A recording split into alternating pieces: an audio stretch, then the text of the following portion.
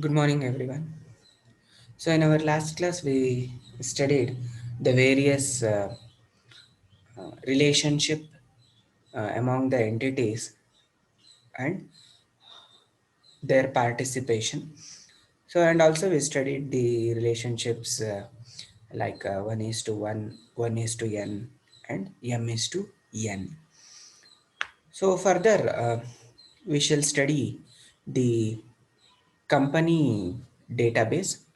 So the various tables of that company database, their attributes and the primary key or the unique key is mentioned over here. So you can look into this slide. So employee is one table. So a table is also called as a relation and also called as an entity type. So employee, the various attributes that are present is first name, middle initial, last name, and SSN. SSN stands for Social Security Number.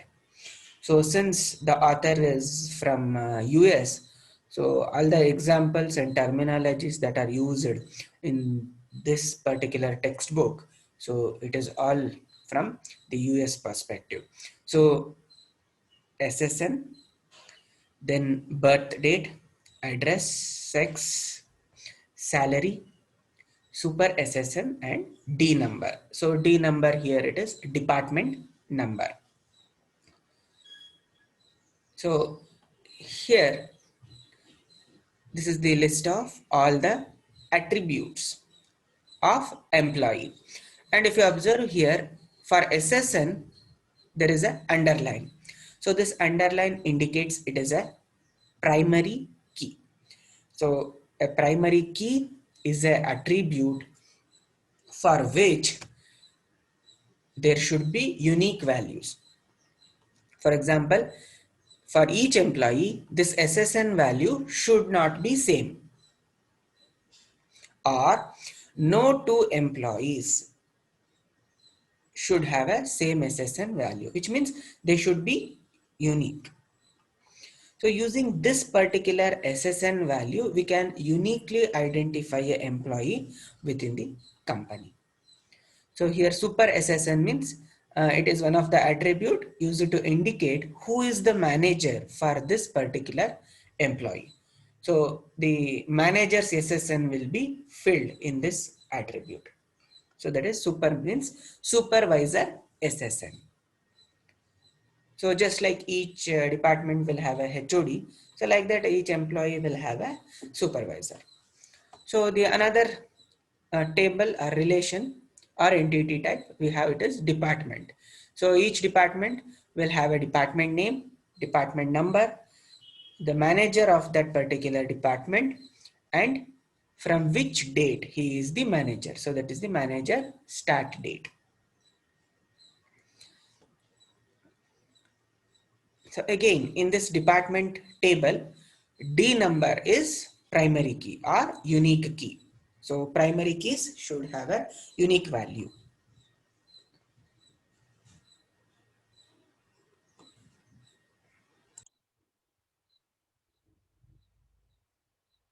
So then another relation is department location. So location indicates the geography where that particular department is present.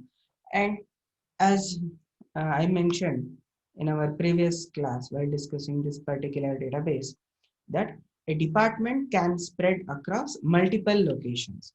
So department number and location. So both are mentioned over here.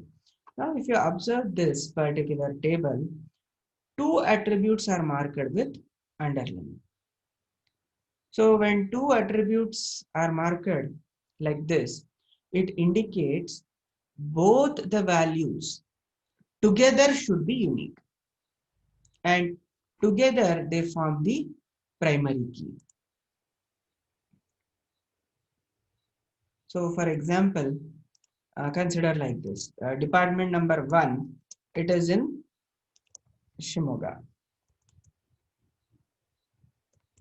So this is one location. So similarly, department 1 can also be present in Bhadravati, right? Here department number is repeating and location is different. But now look at this. So department number 2, it is in Shumaga, and again department number 2, it is in Sagra. So if you observe here, department numbers are also repeating and location is also repeating, but their combination is unique. So one Shumaga. The same thing should not repeat. One Shumaga like this. So this is not allowed.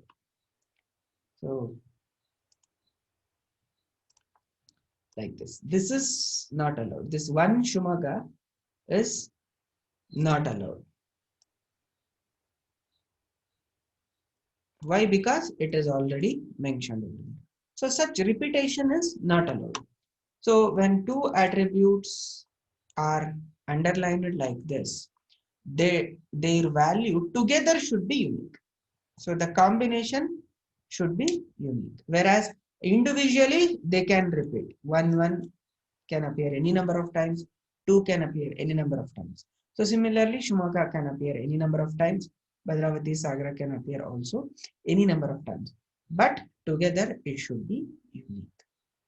So that is the difference when we indicate two attributes as primary keys like this.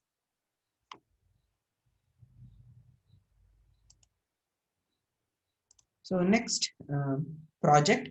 So the company will be having several projects. So project name, project number, project location, and department number. So here this D number indicates it is a department number. So here again, project number should be unique.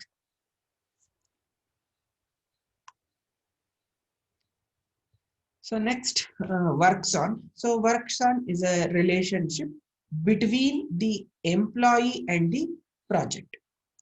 So here, whenever we are representing the relationship between the entities like this, so you can observe this ESSN is the employee SSN, which will come from employee table, and P number is the project number that will come from the project table.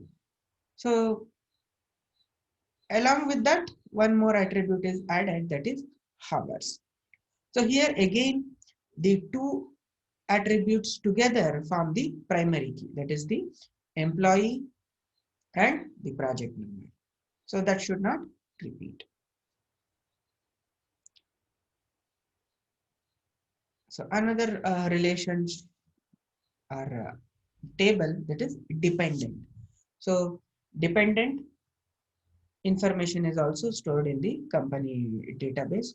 So dependent is nothing but it's just like a family information of the employee, his parents, spouse, children, like that. So in order to identify who's dependent is that particular person, so we have to store the employee. So employee SSN. So employee name of the dependent and their information is stored. So again here the primary key is the combination of the employee SSN and the dependent name.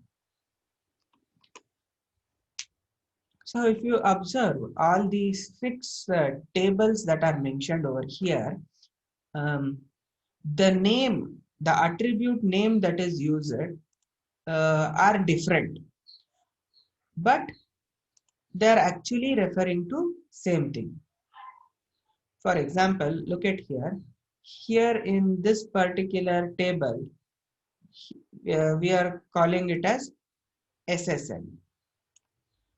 But the same when employee is referred, here this MGR SSN is also the employee SSN only.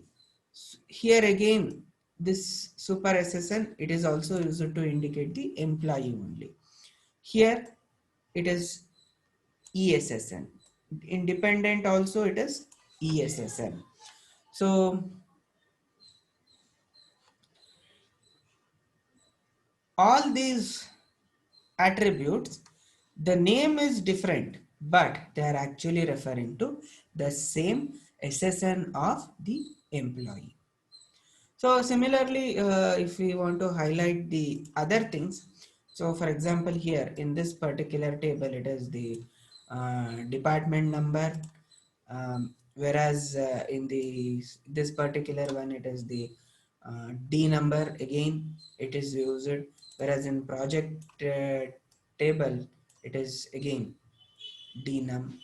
Here in the employee table, it is DNO. So again, all of them are same, but different names are used. While we create our own application, so we will have the liberty to choose what we want, whether we want all of them to be same or different. So similarly,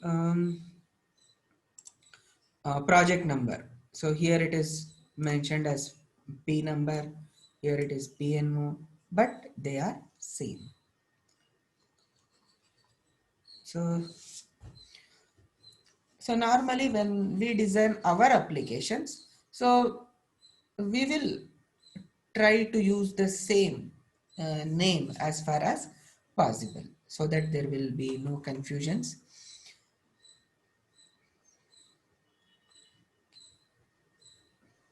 So this is about the schema, but here the relationship is not indicated using the arrow mark. If the same thing, the relationship, we can indicate it using the arrow marks. So if you observe here, so employee table SSN is there.